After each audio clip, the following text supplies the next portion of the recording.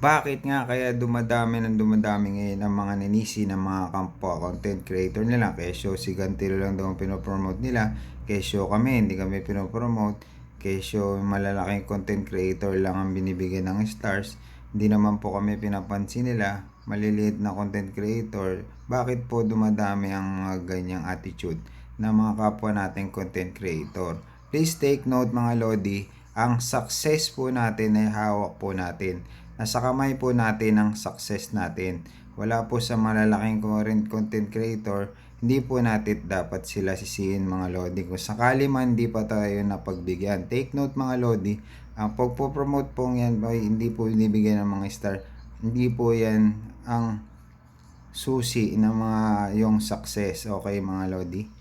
Ang sakali po ay ma-promote, bonus lang po yun mga Lodi. Kung sakali man nagbibigay sa kanilang stars, ay pinaghirapan po nila yon. Dahil po galing din po sila sa effort nila na supporters nila.